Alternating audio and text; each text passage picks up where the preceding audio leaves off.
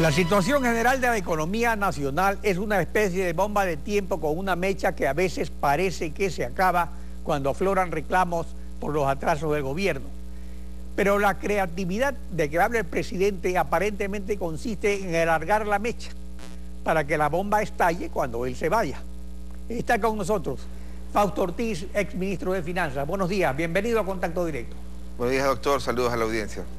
En las medidas parche que dicta el gobierno, absorber liquidez de la ciudadanía, el IES y los gobiernos autónomos, ¿ese es el hilo conductor? A ver, el gobierno habla de una caída de ingresos que debe ser compensada de 800 millones de dólares. Yo supongo que es por el reajuste que quiere hacer en el precio del crudo de 35 presupuestado a 25. Pero el gobierno va a tener que hacer muchos ajustes en lo que va del 2016. Y en algún momento los ajustes que está queriendo hacerlos en el gasto de capital y obra pública, en algún momento va a tener que irse hacia los ajustes en el gasto corriente. Si uno mira solamente los 2 primeros meses del año, hay una caída de unos 500 millones de dólares en recaudación. 2.600 millones fue la recaudación entre enero y febrero del 2015, frente a 2.100 millones en el 2016. Para los impuestos más importantes, que son impuesto a la renta, IVA, importaciones, salvaguardas y el resto. Y entonces hay una restricción que el gobierno tendrá que empezar a ajustar. Ha tenido el gobierno unas cifras fiscales favorables en los 2 primeros meses del año, se muestran con un superávit de más de 1.000 millones de dólares, como consecuencia no tanto de un ingreso extraordinario, sino simplemente de un recurso que le pasa de Petroecuador, 820 millones de dólares a las cuentas en donde se registra la venta de petróleo, y un gasto en obra pública bastante menor a lo que estaba estimado. Ahora, ¿es suficiente con los parches para terminar el periodo presidencial? ¿Se requiere un plan plurianual para superar la crisis y evitar secuelas más fuertes y duraderas? Desde hace unos 4 o 6 años el gobierno tiene planes multianuales, no plurianuales, en cuanto a las tendencias del presupuesto. Hasta ahora no ha habido un año en donde el plan haya sido bastante cercano al cumplimiento. El gobierno seguirá con los parches, el gobierno seguirá con la política de gastar únicamente si consigue los recursos. Si no los consigue los recursos, tendrá que hacer los ajustes y caer en el nivel de gasto como el año pasado. Y lo más probable es que tengamos un gobierno que, igual que el año pasado, que tuvo atrasos por más de 2.000 millones de dólares, que este año el atraso puede inclusive incrementarse un poco más. Pero el asunto es que el gobierno denomina excedentes de liquidez a recursos de otros sectores, como son los del IES, como son los de los gobiernos autónomos, y en realidad lo que se está haciendo son unos trasvases de liquidez al gobierno, que es el que está escaso de dinero.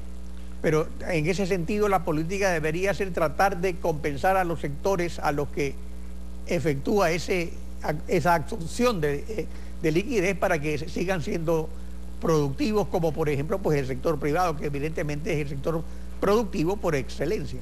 O sea, si el gobierno necesita que la recesión no sea tan fuerte en este año, que apunta por organismos multilaterales más del 2%, el gobierno insiste con una cifra para el 2016 de 0.4%, mis números hablan de 1.5 negativo el crecimiento del 2016. Si la insistencia del gobierno es que no haya tanta recesión en este año, entonces debería encontrar mecanismos para dinamizar la economía, dar apoyo al sector privado para que pueda conseguir financiamiento internacional o que traiga sus propios recursos para reactivar la economía. Pero cargarle impuestos y no recortar ciertos gastos corrientes de parte del gobierno no pasa un mensaje adecuado. El gobierno está tratando de plantear políticas en el tema de cigarrillos, bebidas gaseosas, pero eso de ahí, ¿qué implica? Esa recaudación en el año 2016 presupuestada es apenas 500 millones de dólares. Entonces uno diría, si quiere recaudar 300 millones de dólares, es difícil pensar qué es la política que quiere adoptar el gobierno en aquella ruta. El alza al impuesto a los consumos especiales para cigarrillos y bebidas alcohólicas y azucaradas significa que se desiste del timbre cambiario que afecta a todas las importaciones. No, yo creo que no. El presupuesto del Estado de 2016 para el timbre cambiario era 500 millones de dólares. Al mes de febrero van recaudados 108 millones de dólares. Quiere decir que al año, si es que eso se la salvaguarda. Si es que eso se mantuviera en todo el año, eso hubiera significado unos 800 millones de dólares. Y es difícil que el gobierno deje de recibir esa cantidad de recursos. Yo creo que va a mantener la salvaguarda y en el camino va a cambiarle el nombre hacia el timbre cambiario o algún esquema que le permita continuar recibiendo los recursos presupuestados para salvaguardas en el presupuesto del Estado. Pero eso entonces es contradictorio con lo que usted señalaba hace unos minutos de que se debe estimular al sector productivo. Es lo que el gobierno intuyo que hará, ¿no? Porque el gobierno difícilmente va a poder sustituir aquello por la política que está teniendo hoy día en donde no está recortando el gasto corriente. El gobierno avanzará el año y tendrá que seguir restringiendo el gasto capital y en algún momento tendrá que echar mano a recortes en el gasto corriente. En algún momento, pero ese momento es ya.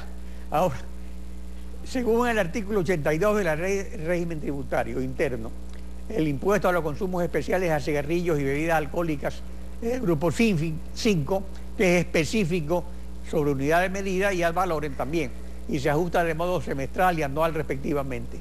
Ahora, ¿es eso lo que se va a ajustar o hay un alza al impuesto? Más allá de información de la sabatina, no hay claridad en cuanto a qué cosas quiere aumentar.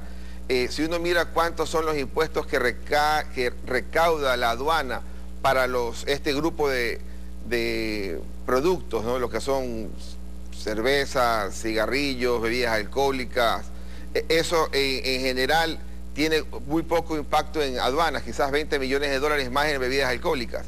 Y entonces no sabemos si es o sea, en cerveza es el consumo, es una producción nacional. Sí, pero cuando uno chequea, 500 millones de dólares recauda el SRI en lo que son impuestos y 30 millones la SENAE. Es decir, no hay mucho espacio para juntar, para que uno diga, subiendo apenas un 15, 20, 30%, uno podría tener el deseo del gobierno de 300 millones. Pareciera que necesitaría un impulso muy fuerte. Al final del día, eso de ahí es muy poco frente a la ya caída de 500 millones en los 2 primeros meses del año. Es decir, no le va a alcanzar al gobierno hacer esto a través de estos parches, poder compensar la disminución de ingresos, no tanto petroleros, sino más bien los ingresos de recaudación fiscal. Mientras no le va a alcanzar, mientras no recorte los gastos, como usted señaló. Ahora, el artículo 271 de la Constitución les asigna a los gobiernos autónomos el 15% de los recursos permanentes del Estado y el 5% de los recursos no permanentes. ¿Es compatible con la Constitución reducir esa participación? Ya, el 271 del COTAC le da el 21% de los ingresos permanentes y el 10% de los no permanentes, ¿no? Eso en la COTAC le da esa cantidad de recursos. La Constitución le da unos límites inferiores, por lo tanto, cualquier cambio legal podría hacer que caiga de ese 21% hasta ese piso que manda la Constitución. El gobierno trata de hacer un recorte a los gobiernos autónomos, me imagino originado en la caída de ingresos tributarios, pero el gobierno también debería incrementarles recursos a los gobiernos autónomos porque ya está consiguiendo recursos petroleros en el presupuesto del Estado y tanto lo está consiguiendo que ha presupuestado para el año 2016 pagarle a China por preventa petrolera más de 1.600 millones de dólares. Es decir, si le va a poder pagar a China por preventa petrolera 1.600 millones es porque tiene ingresos petroleros de 1.600 y esa plata tiene que ir a los gobiernos autónomos en su porcentaje del 10% que manda la ley de la COTAC, que es superior a lo que indicaba la Constitución. Pero en síntesis, todas estas medidas, ¿para qué sirven? Para que el gobierno pueda seguir funcionando y la bomba de tiempo. ¿Y qué va a pasar con la economía del país para los próximos años? El gobierno está tratando de mantener una economía que avance supongo yo, hasta entregar el mandato siguiente y el siguiente tendrá que tomar medidas un poco más fuertes, ¿no? Fausto Ortiz, gracias por acompañarnos en Contacto Directo. Son las 7 de la mañana con 15 minutos, tiempo de una pausa y al regresar estaremos con René Mollé, coordinador técnico de procesos de participación política del CNE. La auditoría de los sistemas informáticos electorales pasarán del PowerPoint a una auditoría efectiva. Lo analizamos al volver. Quédese con nosotros. Supongo que el único momento en que la mayoría de la gente piensa en la injusticia es cuando le sucede a ellos. Lo dijo Charles Bukowski, escritor y poeta estadounidense.